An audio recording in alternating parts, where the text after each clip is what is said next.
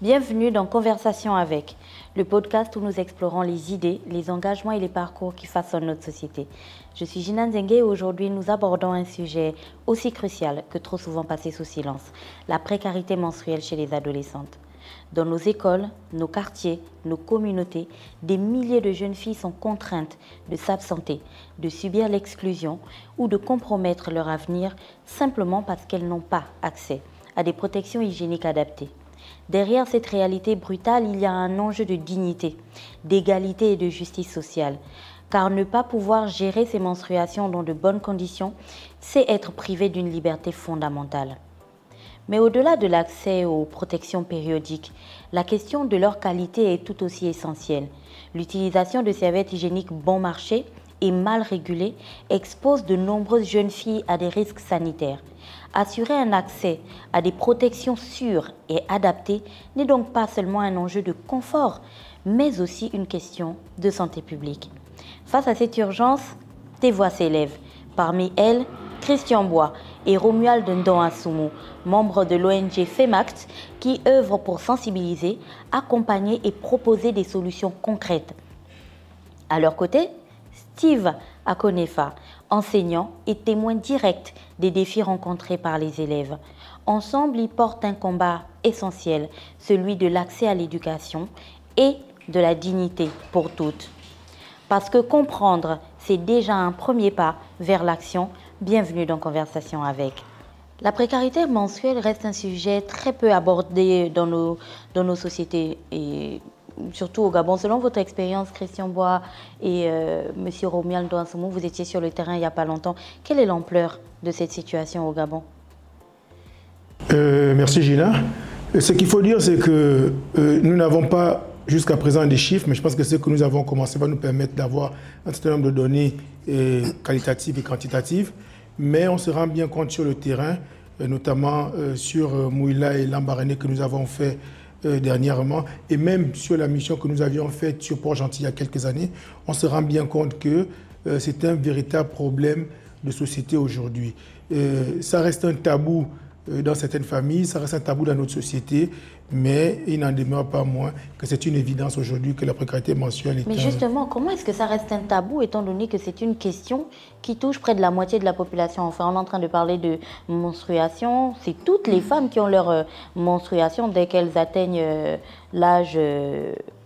comment on va dire, sanitairement correct pour cela. Du coup, pourquoi? Voilà, l'âge de la puberté. Du coup, pourquoi est-ce que c'est autant tabou, Mosley? Bon, il faut déjà merci de l'opportunité qui nous est offerte de parler de cette question qui nous a amené à aller, comme disait Christian, à Mouila et à Lambaréné dernièrement, histoire pour nous de discuter avec les jeunes enfants. La question de la précarité menstruelle ou bien des menstrues reste encore tabou chez nous parce que c'est culturel. Il y a encore le grand facteur culturel qui est là. Au-delà de tout ce qu'on peut dire, l'émancipation de la société par l'éducation, les différentes campagnes, mais on a encore un grand poids de notre milieu culturel qui est très important, qui fait qu'il y a des difficultés pour les jeunes de parler de sexualité avec leurs parents. C'est un fait. Et même l'école aujourd'hui n'est pas engagée sur la voie de réellement parler de sexualité ou de ces questions-là à proprement parler, en dehors de quelques cours qu'on peut trouver en SVT. C'est ce que je m'apprêtais à dire, il y a des cours d'SVT qui introduisent déjà aux menstruations. Oui. Je pense que c'est à partir de la 4e, c'est ça?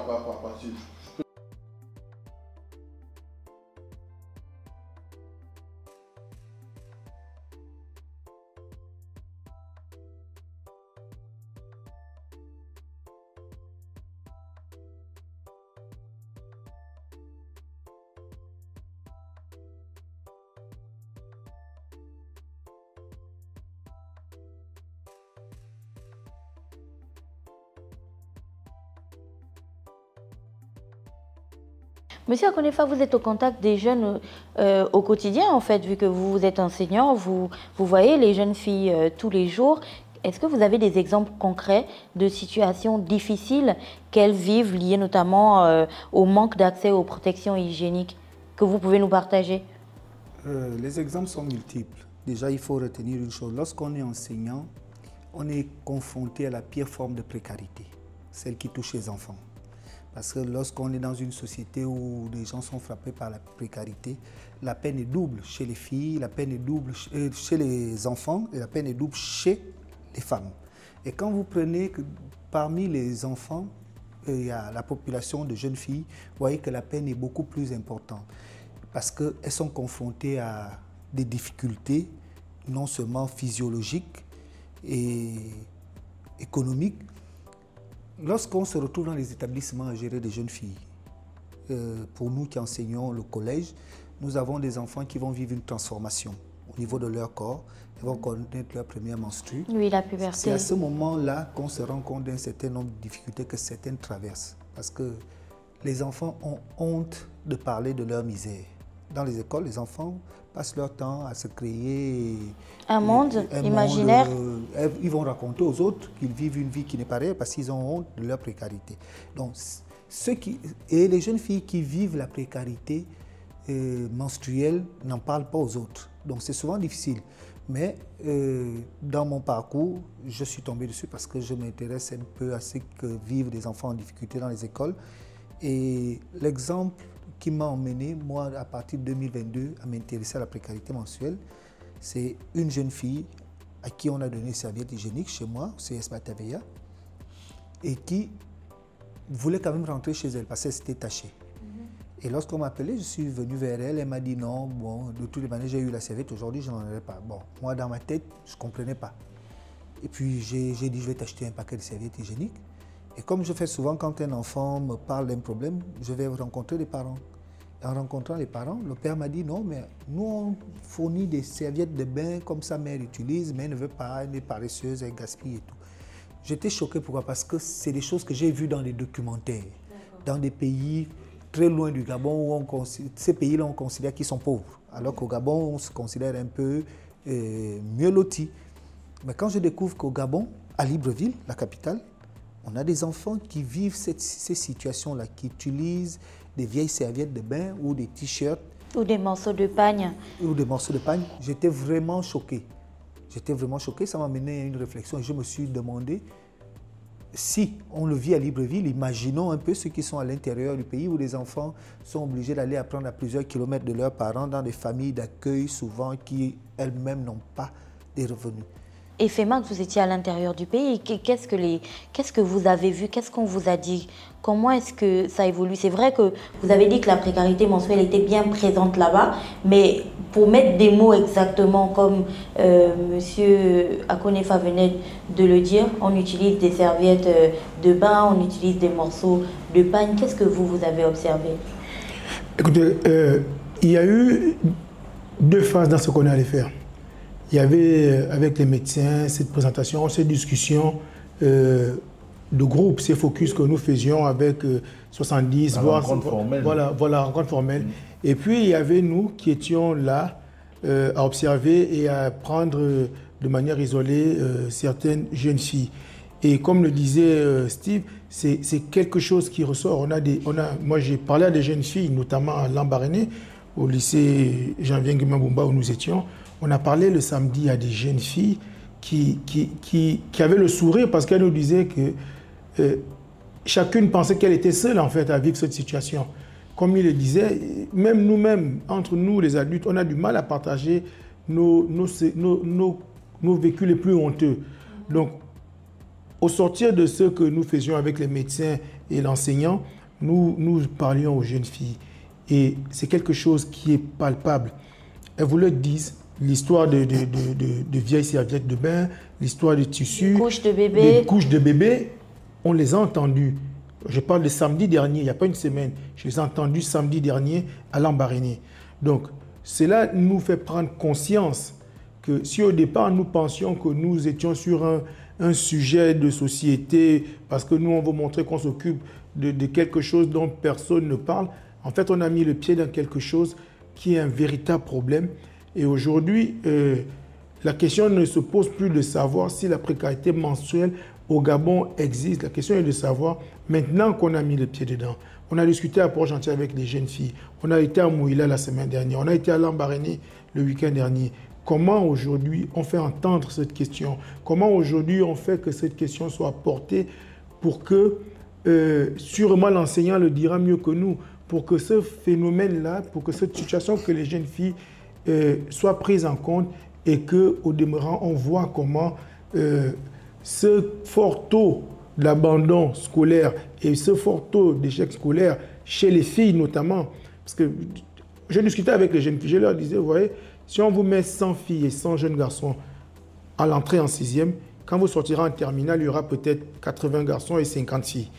Qu'est-ce qui s'est passé? C'est toujours la question qu'on se pose. Exactement. Qu'est-ce qui s'est passé? Pourtant, on sait que les filles ont souvent de bons résultats, ce qui nous emmène à l'impact de la précarité menstruelle. Monsieur Akonefa le mentionnait, l'assiduité à l'école, mais surtout cet impact aussi sur la confiance en soi et l'insertion, je veux dire l'insertion sociale même des jeunes filles, la vie sociale des jeunes filles. Oui, effectivement, si on tient compte des discussions qu'on a eues après les différentes séances qu'on a organisées avec les médecins qui expliquaient l'ensemble des données.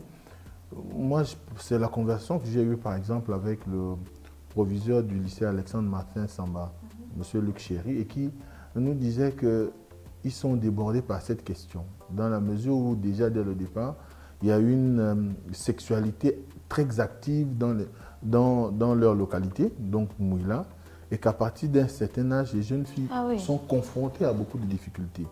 Et la question de la mise à disposition des moyens d'hygiène est souvent un problème. Parfois, ils sont confrontés à des situations qu'ils ne peuvent pas régler eux-mêmes.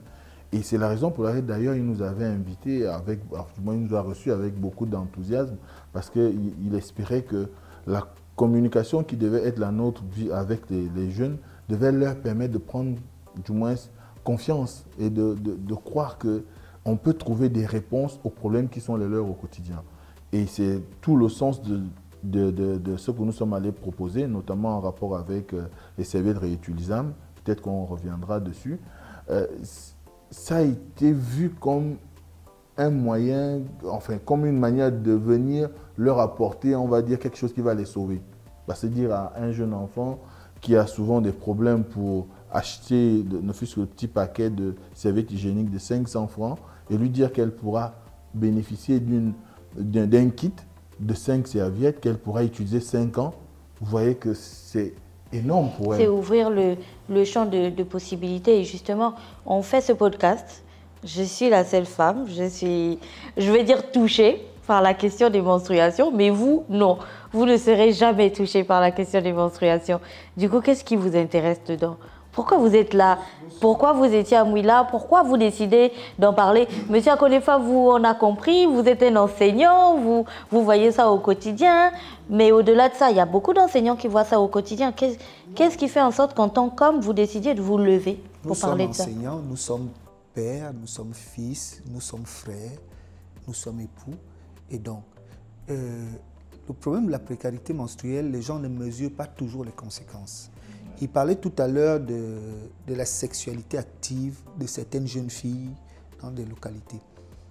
La précarité menstruelle entraîne souvent l'exclusion. Une jeune fille qui ne peut pas, lorsqu'elle a des menstrues, être avec les autres dans les endroits où elle sait qu'ils vont peut-être se changer, les autres risquent de voir, donc elle s'isole.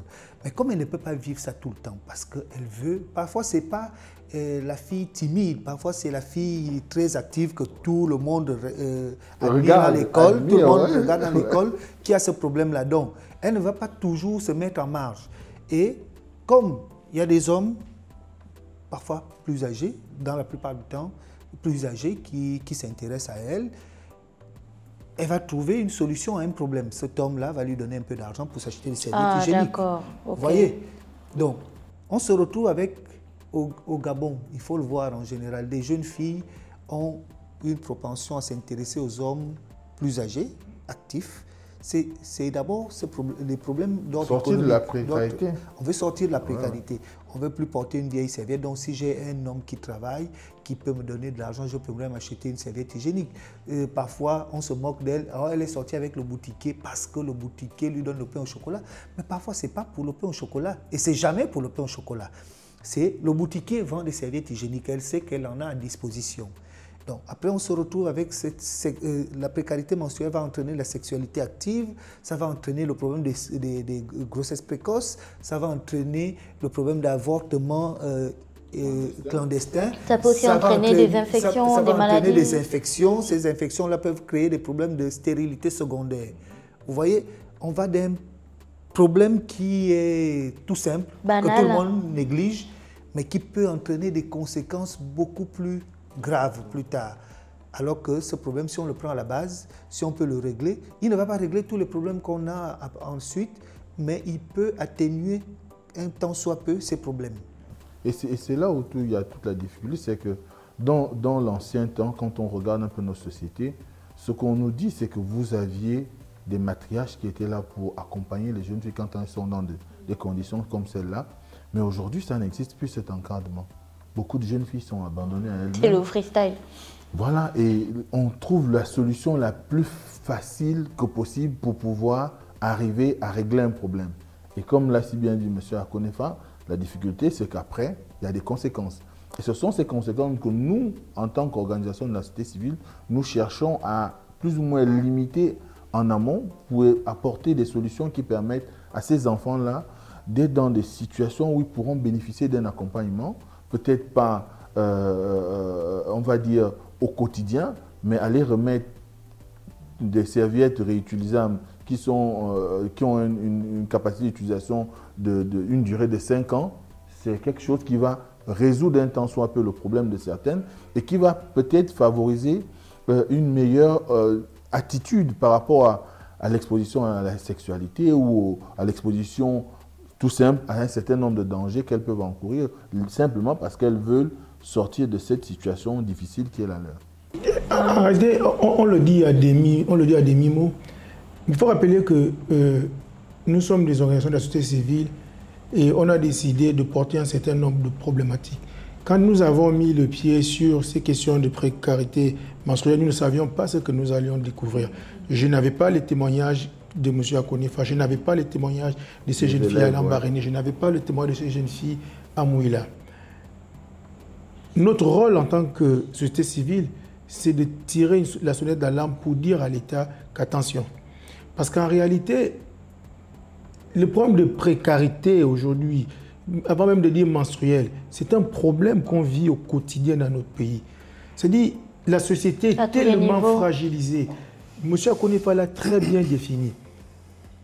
Imaginez quand un père est démuni, comment ça se multiplie sur sa progéniture. On laisse les garçons, imaginez chez les jeunes filles. C'est cette question de fragilité-là que nous voulons mettre aujourd'hui en lumière en disant attention. Parce que, enfin, ces enfants que nous avons vus, ce sont les adultes de demain. Quel sera leur témoignage de la vie? Qu'est-ce qu'elles vont partager avec les autres? Comment vous voulez qu'une mère qui a vécu la précarité menstruelle parle de ça avec ses enfants quand elle sera mère? Donc, et là, c'est quand elle a la chance de devenir mère. M. Akonefa l'a dit, les médecins l'ont dit, ça entraîne des complications pas possibles chez la jeune fille.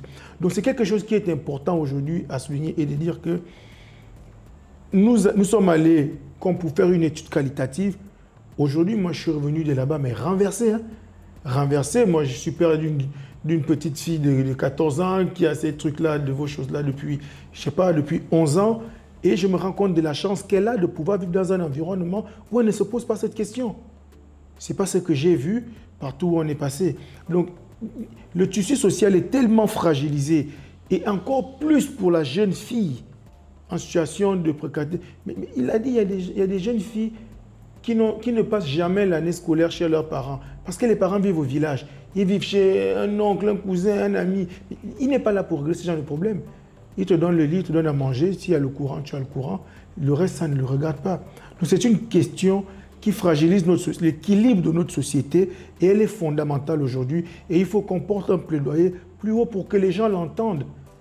Et je pense qu'en off, on en parlait, et je l'ai aussi vécu d'ailleurs un petit peu avec vous, la notion de santé, parce que vous avez beaucoup parlé des médecins qui vous accompagnaient, la notion de santé est aussi d'une certaine manière liée à la qualité des protections périodiques utilisées. Et c'est pour ça que Mosley, je pense, quand il parlait, il évoquait le point des serviettes hygiéniques réutilisables. Et l'un de vos objectifs, c'était d'ouvrir la discussion sur ces notions-là encore mal connues au Gabon. Comment elles ont été accueillies?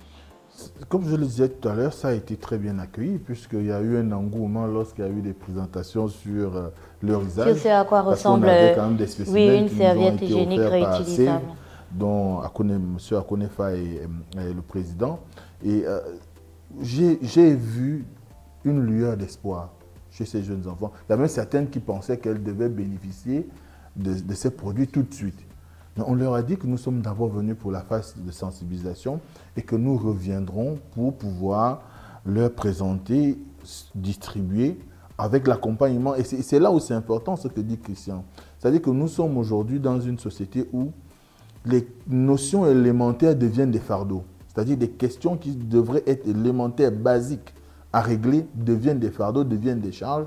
Et à un moment donné, on se demande à quoi sert les filets sociaux qui sont mis en place par le gouvernement pour accompagner aussi bien les jeunes enfants, notamment les jeunes filles, pour leur permettre d'éviter ce genre de situation. Est-ce que vous évoquez les banques de serviettes hygiéniques qui sont souvent présentes dans certains établissements scolaires au-delà de nos frontières? Je finis ma phrase. Et monsieur en connaît bien au fait de cette question. Il me regarde comme pour me dire exactement, exactement. Effectivement, tu sais qu'ailleurs, on s'organise de telle sorte que les établissements, notamment soit le service social ou les infirmeries, aient du matériel qui permette d'accompagner les jeunes enfants. Mais même au-delà de ça, monsieur Romuald, que vous soyez dans des aéroports, je suis allée dans des aéroports où dès que vous arrivez dans les toilettes, il y a des distributeurs de serviettes hygiéniques.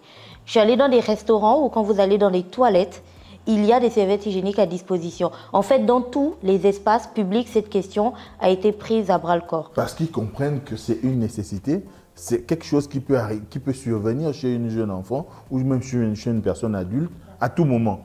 Parce qu'avec tout ce qu'on consomme aujourd'hui, les comportements qui sont les nôtres, vous pouvez avoir un dérèglement hormonal qui, tout de suite, vous cause l'arrivée des menstruations. Oui, un dérèglement du cycle aussi. Ou un dérèglement du cycle. Et à partir de cet instant, eh ben, il faut avoir une possibilité de s'en procurer rapidement. Donc, c'est pourquoi eux, ils mettent en avant ces questions-là. Pas brûle d'impatience. Non, je voulais dire, il a utilisé le terme de matriarche tout à l'heure. En fait, chez nous, la société de consommation nous est tombée dessus très rapidement. Et beaucoup de bases ont été perdues. C'est-à-dire? Parce que moi, en travaillant sur les questions de précarité menstruelle, j'ai découvert que jusqu'au milieu des années 80, fin des années 80, les gens utilisaient des serviettes hygiéniques lavables ici. Et chaque mère, lorsqu'elle donnait ses serviettes à l'enfant, lui donnait des consignes pour laver. Et c'est vrai qu'il y avait des aspects plus ou moins traditionnels où on disait non, si l'enfant laisse traîner ça et que les fourmis montent dessus, mangent, elle peut être stérile et tout ça. Ça poussait les jeunes filles à être propres, à s'occuper de leur serviette hygiénique lavable. C'était adossé à des notions d'hygiène, oui. Voilà. Et de propreté. Et du jour au lendemain, les serviettes hygiéniques jetables sont arrivées, à usage unique sont arrivées. Et la société aussi a changé parce que de plus en plus de femmes se sont mises à travailler. Et donc, c'était beaucoup plus facile. Et toutes ces notions qui emmenaient des jeunes filles à faire attention, parce qu'elles faisaient attention quand elles utilisaient les serviettes hygiéniques lavables, toutes ces notions, on les a abandonnées. On jette ça partout, on les retrouve partout. Ça devient un problème, un gros problème environnemental aussi. C'est la même chose avec les couches, parce que beaucoup de gens de ma génération ont l'impression que ça n'a jamais existé, les serviettes hygiéniques réutilisables. Mais moi, ce que je leur dis souvent, c'est que demandez à vos enfants. Ils ont l'impression que les couches réutilisables n'ont jamais existé, parce qu'ils n'ont connu la couche carrée, la couche à pointe. Ils n'ont connu que la couche. Mais quand on regarde derrière, la qualité des serviettes hygiéniques qu'on achète, à usage unique qu'on achète qui coûte 500 francs, on se pose quand même un certain nombre de questions.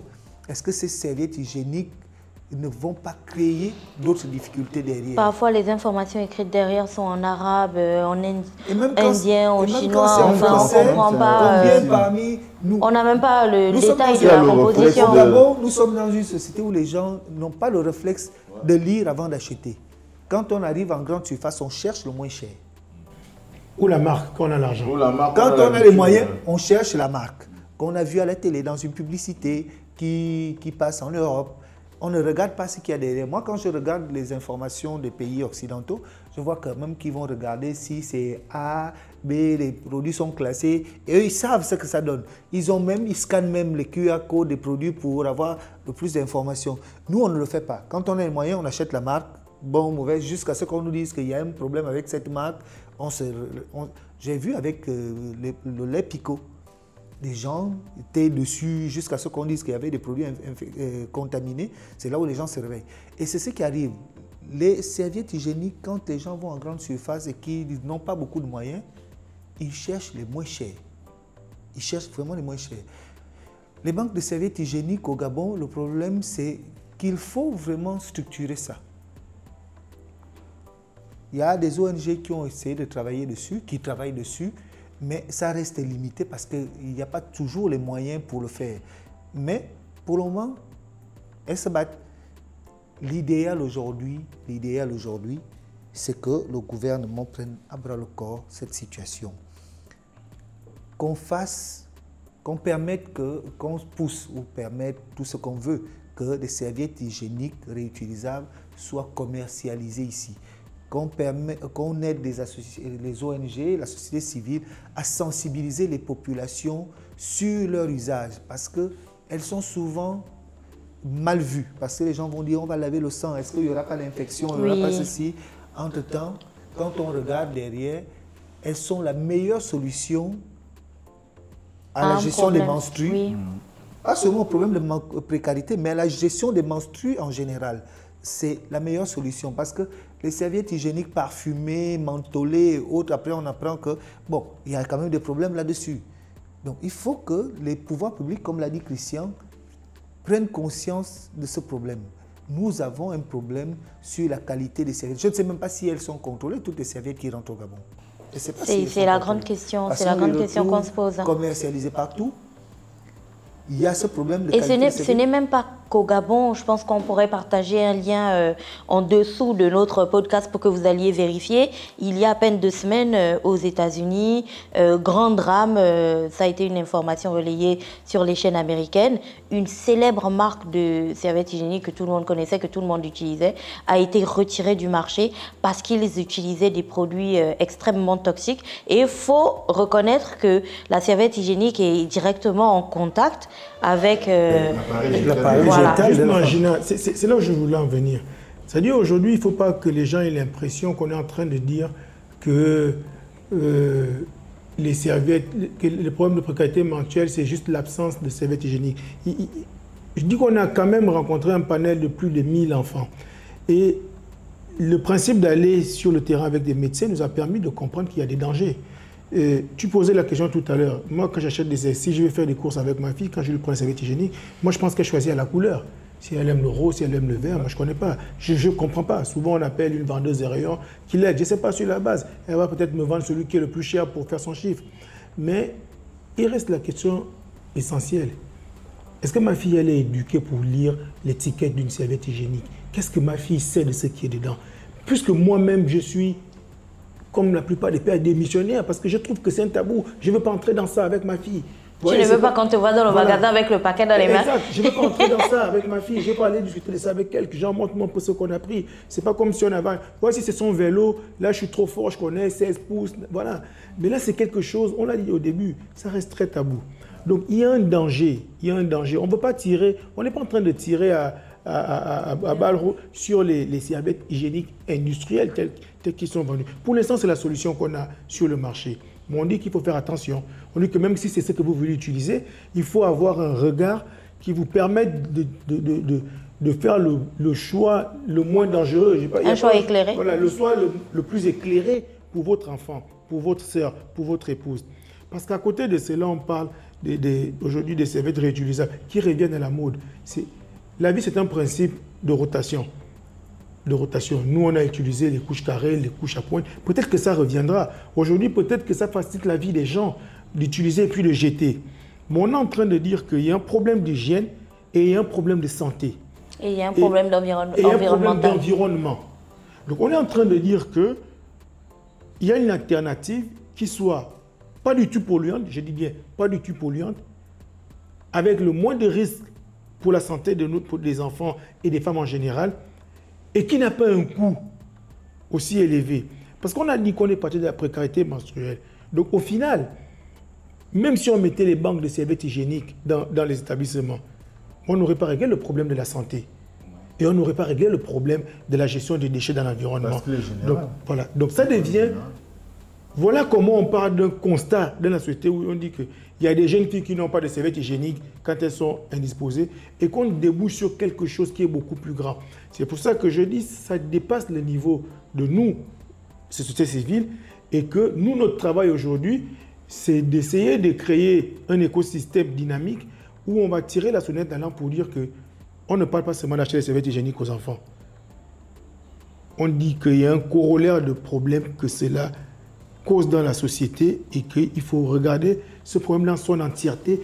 Et la question que les gens se poseraient aussi en regardant ce podcast et en l'écoutant sur Urban FM, c'est OK, vous avez relevé un problème, vous êtes la société civile, vous décrivez tout ce qui ne va pas, vous êtes allé à Mouila, à Lambaréné, and so what? C'est quoi la suite? Excepté en parler, qu'est-ce que vous faites? Et je vais vous retourner aussi la question à vous, monsieur Konefa, vos collègues enseignants.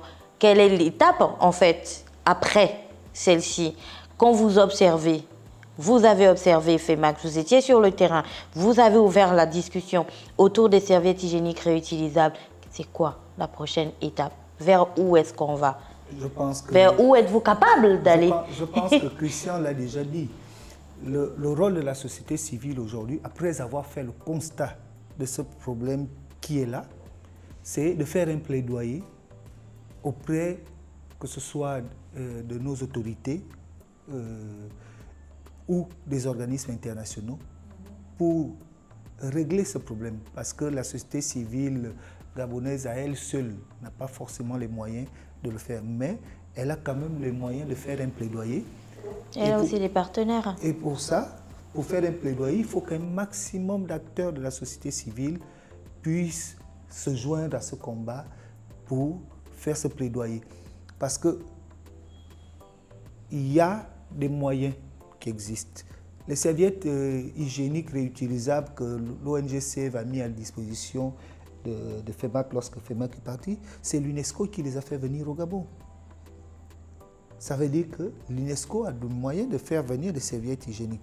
Mais il faut que l'UNESCO s'assoie avec les organismes de la société civile pour élaborer les modus operandi pour la distribution de ces serviettes-là. Parce que beaucoup de jeunes au Gabon n'ont même jamais entendu parler de ça. Ça veut dire que l'opération de l'UNESCO reste limitée à une zone bien précise, alors qu'il y a des ONG gabonaises qui se battent contre ces problèmes un peu partout à travers le Gabon. Il faut que l'UNESCO qui est déjà dessus, qui a été accompagné par le gouvernement gabonais, puisse s'asseoir avec ces associations-là pour essayer de voir comment régler ce problème. On ne va pas le régler totalement, mais comment apporter des premières ébauches de solutions à ce problème de précarité menstruelle qui se pose chez nous. Et je pense que c'est également l'occasion de remercier quand même déjà des partenaires qui commencent à s'investir sur le sujet. On a par exemple l'ambassade des États-Unis qui nous a accompagnés pour cette mission à Mouila. On a, quand on a fait l'étape de Port-Gentil, l'ambassade de France qui nous avait accompagnés sur des questions en rapport avec la santé sexuelle et la reproduction. Donc ça veut dire qu'il y a, la question est là, il y a des partenaires qui sont prêts à nous accompagner, mais ce qu'il y a besoin de faire aujourd'hui, c'est d'intensifier des campagnes de sensibilisation à travers le pays, mais ensuite créer des facilitations pour l'importation de ces produits et pourquoi pas la production locale de ces produits. Parce qu'on pourra importer, ça engendrera toujours des coûts. Maintenant, il faut trouver aussi des solutions qui permettent de pouvoir créer un environnement local où on peut produire ces serviettes-là et les mettre à disposition des femmes, que ce soit des jeunes filles ou des grandes personnes, parce que au-delà de l'aspect enfantin ou infantile qu'on a pu constater, il y a que beaucoup de femmes au niveau du Gabon ont ce problème-là, notamment en milieu rural. Comme on le disait en off, il y a des zones entières où vous pouvez aller. Nous, on le vit souvent les vacances. Vous avez une jeune dame qui vous commissionne pour aller acheter des serviettes hygiéniques pour elle. Parce qu'elle n'a pas la possibilité d'aller en ville et parce que le village où vous vous trouvez ou la zone où vous êtes, il n'y a pas d'offre en termes de commerçants qui vendent des serviettes hygiéniques. Donc, il faut pouvoir aller vers des solutions intégrées qui permettent à ce que la société civile, l'État, les bailleurs de fonds ou les partenaires bilatéraux, eh bien, on soit en mesure de créer un écosystème favorable aussi bien à l'importation qu'à la création et la conception, production de ces serviettes-là localement. Et cela va beaucoup plus être impactant parce que quand il y a la création, notamment sur la création ou leur production locale, ça va créer aussi de l'emploi.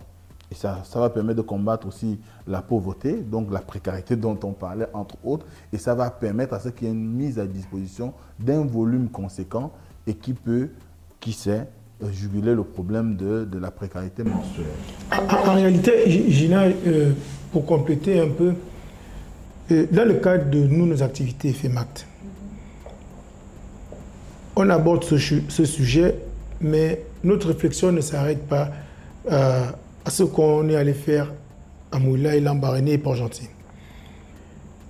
Tout le monde sait que lorsque vous prenez une question qui est aussi importante et qui, aujourd'hui, comme on le dit depuis le début de ce podcast, qui est une question qui dérange la société gabonaise et au-delà des frontières, qui dérange la société, qui fragilise les sociétés.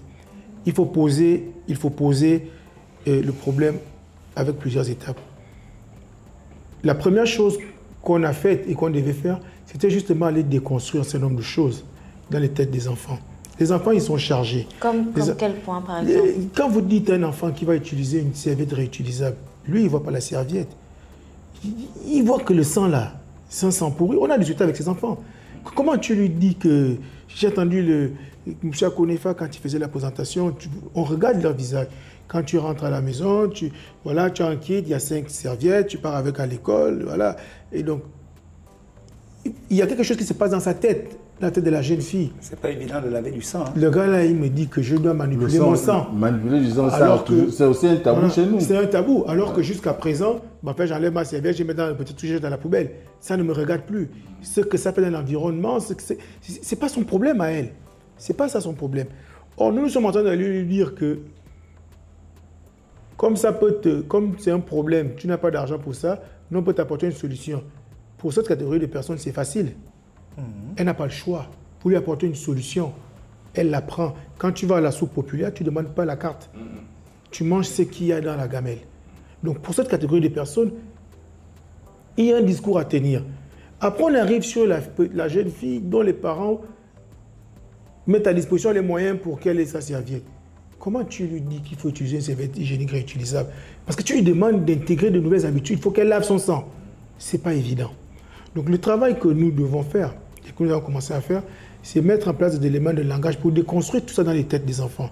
C'est pour ça que c'était important de les mettre en face de médecins. Et les enfants, est-ce que vous ne vous êtes adressé qu'aux jeunes filles? Ah non, mais les jeunes garçons sont concernés. Gina, on vit dans une maison. Et puis, puisqu'il faut qu'elle ait un seau.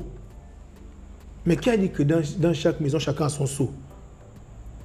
Comment le frère de la jeune fille, il réutilise le seau dans lequel sa sœur lave ses serviettes hygiéniques, elle lave son sang? C'est pour ça qu'on dit que ce n'est pas une histoire de jeune fille, c'est un problème de société, c'est un problème de vivre ensemble, c'est un problème d'hygiène collective. Il faut que la famille intègre que notre sœur utilise des serviettes hygiéniques réutilisables et que ça ne représente pas un danger.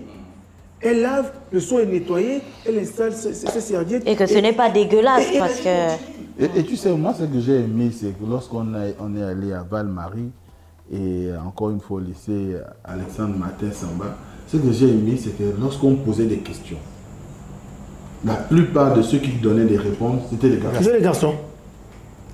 Moi, ça, en fait, ça m'a touché. tu vois que les filles elles-mêmes, elles étaient réservées sur les questions qui concernent leur corps, parce que d'une certaine manière aussi, culturellement, on a appris aux femmes à ne pas parler de ce genre de choses. J'en conviens. Mais tu vois que si les jeunes garçons sont prompts à pouvoir répondre aux questions en rapport avec ces questions-là, ça veut dire qu'ils sont prêts à accompagner leurs sœurs, leurs copines ou leurs petites amies pour pouvoir intégrer ces nouveaux, du moins ce nouveau mode, ce qui paraît nouveau pour eux, sur le long terme. À partir de cet instant, nous ne pouvions pas nous focaliser uniquement sur les jeunes filles. On s'est arrangé à faire en sorte qu'il y ait aussi bien les filles que les garçons lors des présentations. Et cela participait à l'éducation qui essaie du moins à la mission qui essaie de faire en sorte que les jeunes soient au fait de tout ce qui concerne leurs droits, leur citoyenneté et de toutes les questions en rapport avec la santé sexuelle de la reproduction. En fait, Gina, il faut comprendre une chose.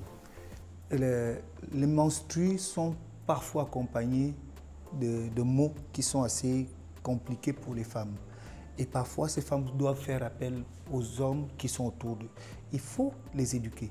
Prenons par exemple l'endométriose. L'endométriose, l'un des symptômes le plus important, le plus courant, c'est des menstrues avec des douleurs très importantes, des douleurs qui sont parfois invalidantes. Donc, une femme qui souffre de l'endométriose, lorsqu'elle a ses menstrues, si elle vit seule avec son mari, ou une fille qui se retrouve seule avec son frère, elle sera obligée de demander son aide. De l'aide, soit à son frère ou à son mari. Si on ne forme pas les jeunes garçons, on ne les prépare pas à cette vie-là, on se retrouve dans des situations qu'on vit aujourd'hui. Quand la femme elle a des douleurs importantes, son patron, si elle travaille dans une société, considère que bon, elle en fait trop. Chaque mois, elle trouve le moyen de ne pas venir au travail parce que c'est quoi les règles? D'autres femmes, on n'en meurt pas. Si elle vit avec le mari va peut-être partir, il va dire que non, non, non, non, moi je vais avoir une femme chaque mois, dès qu'elle est menstruée, elle est malade, ça coûte. Mais il faut éduquer les hommes parce que les menstrues ne concernent pas. Les menstrues, ça concerne aussi des questions de fertilité et donc ça touche toute la famille.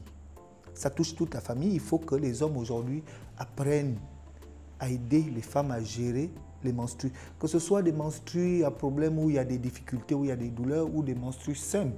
Il faut qu'un homme se dise que si je me retrouve en grande surface, ma femme m'a dit achète-moi un paquet de serviettes hygiéniques. Je n'ai pas honte de marcher avec. Je dois l'acheter sans complexe. Que si je vois un ami qui achète des serviettes hygiéniques de sa femme, je ne dois pas dire que non, mais ta femme te commande parce que tu Si je vois une femme tachée, voilà. Je ne me moque pas d'elle. Si je vois une femme tachée, je peux prendre le réflexe d'enlever ma veste et attacher à sa taille pour cacher. Préserver sa dignité. Au lieu de me moquer. Sa dignité. Et c'est un point important parce que tu sais que les menstrues ou les questions en rapport avec les difficultés lors de la période menstruelle ont souvent aussi été l'objet de divorces, ont causé des divorces. Parce que parfois les hommes, nous ne comprenons pas nécessairement pourquoi une femme se sentirait d'une telle ou telle manière après ou pendant les règles ou avant les règles. En fonction de la sexualité de la personne, eh bien, on va se dire, bon, elle ne veut pas céder, elle ne veut pas remplir ses obligations conjugales, alors que souvent, parce qu'elle évite de réellement dire ce qu'elle a. Son corps ne réagit pas forcément comme le corps d'une autre femme. De toutes les femmes, voilà. On n'est pas toutes pareilles. Voilà. Chaque femme a une réaction dans cette période du mois que nous devons comprendre. Alors, vous avez initié cette campagne à l'intérieur du pays. Le lancement s'est fait à Mouila et à Lambaréné. Avant qu'on ne passe aux dernières questions pour clore notre émission, quelle est la suite? Est-ce qu'il y a bien entendu la suite de la campagne à Libreville? Déjà, ce qu'il faut rappeler, c'est que on est allé commencer par Mouila et Lambaréné parce que très souvent, tout est lancé depuis Libreville. Et donc, nous, on s'est dit il faut essayer de commencer par là-bas. Et je pense que ça a été beaucoup plus impactant pour nous de commencer par l'arrière-pays parce qu'on n'est pas allé avec des a priori. Maintenant, nous allons faire la même caravane sur Libreville. On a sélectionné un certain nombre d'établissements avec nos partenaires que nous allons sillonner et essayer de voir comment cette question se transpose aussi en milieu urbain. D'accord. Donc, c'est la suite de notre programme. Et ensuite, tu disais quelque chose qui est très important. Chaque fois que, depuis qu'on parle de ces questions de précarité menstruelle, le seul mot qui me revient, et j'allais le dire, en fait, c'est la dignité. C'est une question de dignité. C'est une question de dignité pour la femme dans la société. Et croyez-moi, il n'y a pas un homme qui n'est pas touché quand la dignité de sa femme est touchée. Donc c'est vraiment des questions qui sont transversales, aussi bien chez les hommes que chez les femmes. Et donc, nous, notre ambition, FEMAC, c'est de dire que M. Akonefa l'a abordé. Aujourd'hui, on peut nous offrir un conteneur de serviettes. Un gros partenaire peut dire que je vous donne un conteneur. Et puis, en 6 mois, on a distribué ça. La question n'est pas...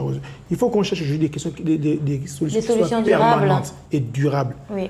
C'est-à-dire aujourd'hui, pourquoi on ne rêverait pas d'avoir cette usine-là, cet atelier-là, qui va être un atelier à caractère social, qui va être là pour produire localement et rendre disponibles ces serviettes hygiéniques réutilisables. Cela nous sert et ça va créer de l'emploi localement. Imaginez dans les 9 provinces du Gabon que nous trouvions un partenaire qui décide de nous suivre et qui décide qu'on mette des unités de production à Mouila, à Lambaréné, à OIM.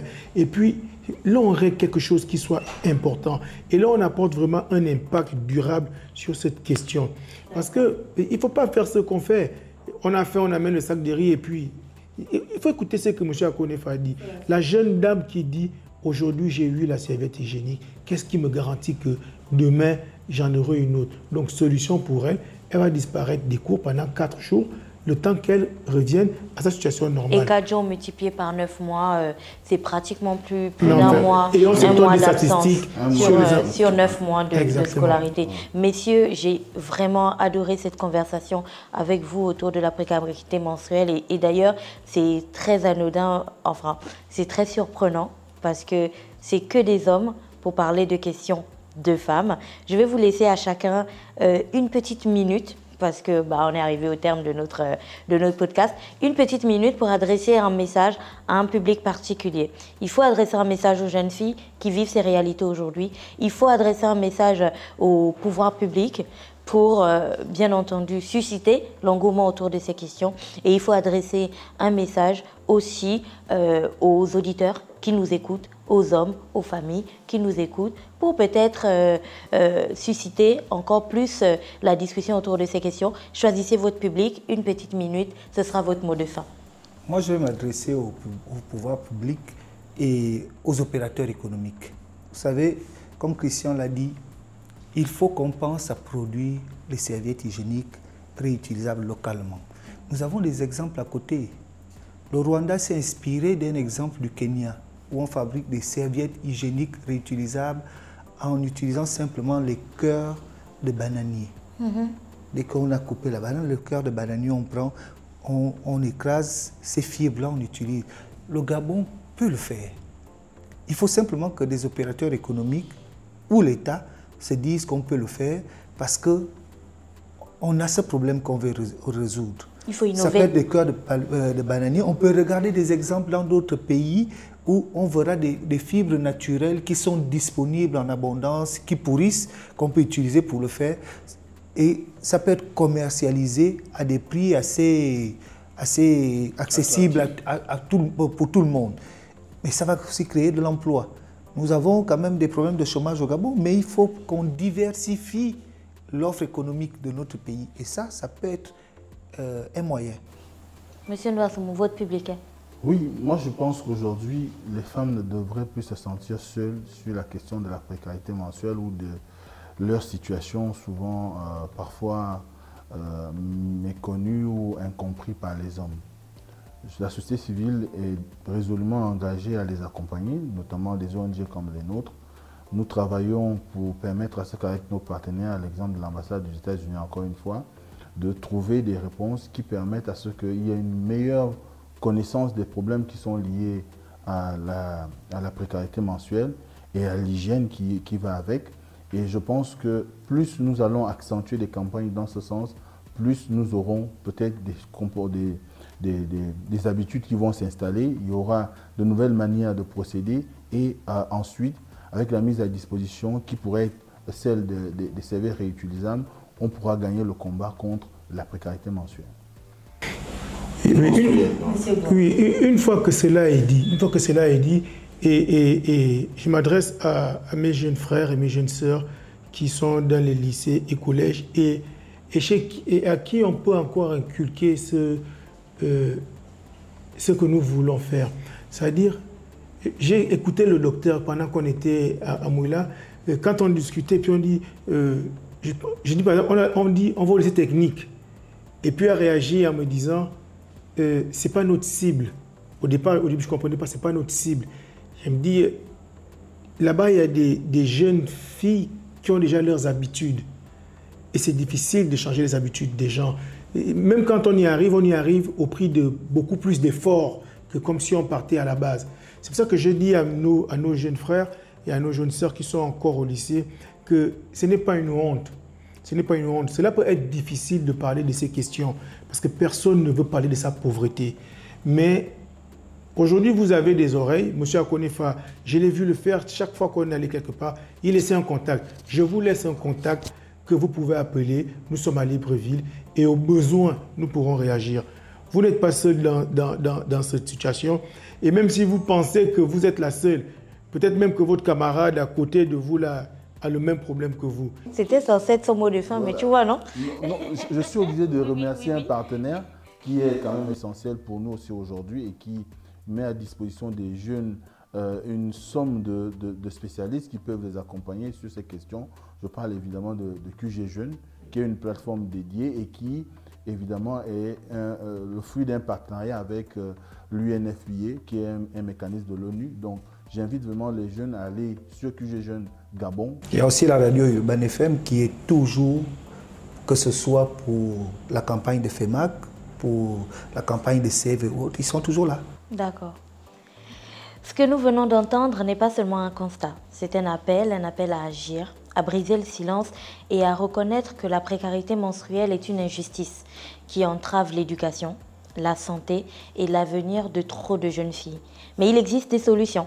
Parmi elles, l'accès aux protections hygiéniques réutilisables, une alternative durable, économique et écologique qui pourrait transformer la vie de milliers d'adolescentes. Plaider pour ces solutions, c'est garantir que chaque jeune fille puisse traverser cette étape naturelle sans honte ni obstacle. Grâce à l'engagement de Christian Bois, de Romuald Ndon Assoumou et de Steve Akonefa, nous avons aujourd'hui des clés pour comprendre et des pistes pour agir. Car sensibiliser, éduquer et offrir des solutions concrètes, c'est déjà changer des vies. Merci aux équipes techniques qui rendent ce programme possible. Merci à Dafresh, à Fallon, à Ivanov et à Serge Kofi. Et un gros merci à l'ambassade des États-Unis. Rendez-vous au prochain épisode de Conversation avec et souvenez-vous, chaque idée, chaque action peut être le point de départ d'un changement durable. À très bientôt.